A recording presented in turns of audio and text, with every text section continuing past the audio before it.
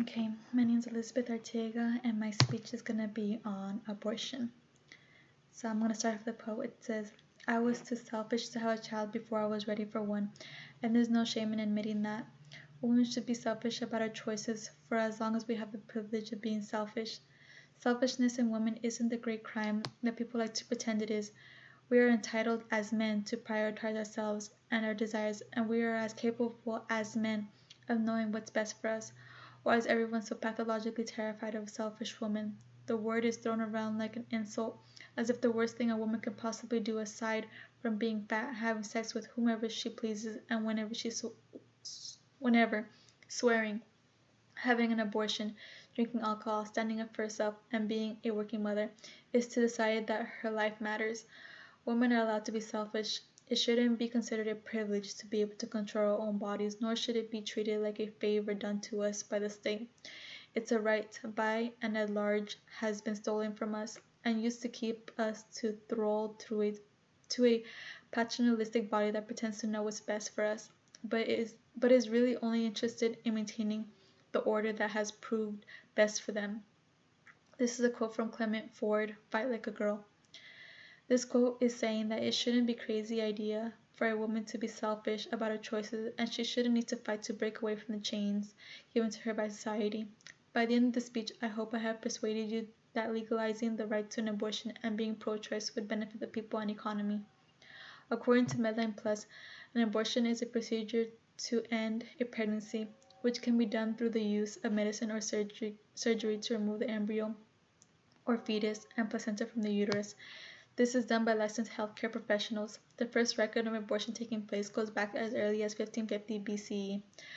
Planned Parenthood states that identifying as pro-choice means that one believes that everyone has the basic human right to decide when and whether to have children. When you say you're pro-choice, you're telling people that you believe it's okay for them to have the ability to choose abortion as an option for an unplanned pregnancy, even if you wouldn't choose an abortion for yourself. I believe that women should be free to have these types of decisions for themselves. We are in the year 2020, and women are still fighting for equality and the freedom to do as they please. Many people are pro-life due to the fact that they believe an abortion is murder. However, abortion happens within the first 2 to 3 months. American Congress of Obstetricians and Gynecologists Executive Vice President Hal Lawrence quotes, "In no way, shape, or form is a 20-week fetus viable," which is 5 months. There's no evidence of a 20-week fetus surviving, even with intensive medical care.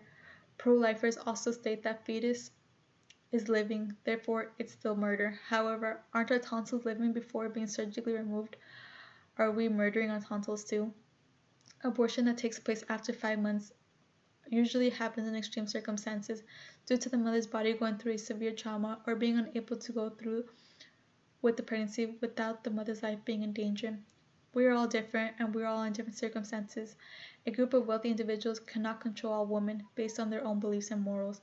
During the pandemic, we saw firsthand what would happen if abortion clinics closed their doors and abortions were not an option. The desperation for an abortion is more dangerous than the abortion itself. The LA Times wrote an article speaking on abortion during the pandemic. They stated that pregnancy cases increased, with the abortion rate at a decrease, but an increase in teens practicing their own types of abortion, using glass, sharp sticks, or pens to try and miscarriage on their own. This not only can cause infertility, but it can also cause death to the mother.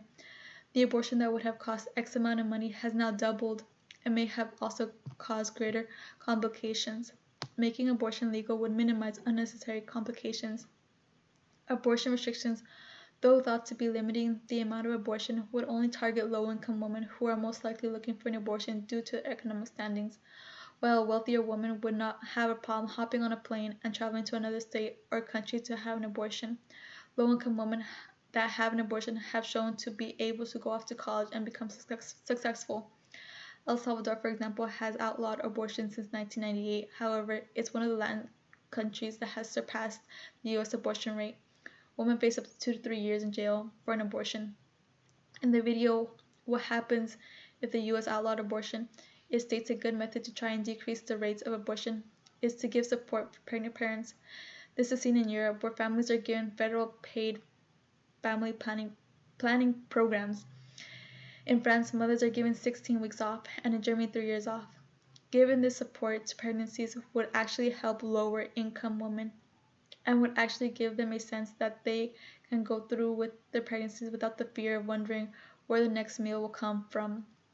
Pro-lifers also state that women should go through with their pregnancies because there are families out there waiting for an abortion. However, the foster care and adoption system is already overbooked, and there shouldn't be more children than parents. No child should come into this world unwanted or felt unloved. Women get abortions because they were raped, because they were not economically stable, because they are in an unhealthy relationship, because their body cannot bear a pregnancy, or because they are simply not ready to have a child. It is not done as a game. It's done so that the woman can take control of their lives for themselves. I hope I was able to persuade you as to why women should be able to choose to have an abortion for themselves and to why it would be a terrible idea to outlaw abortion. Thank you.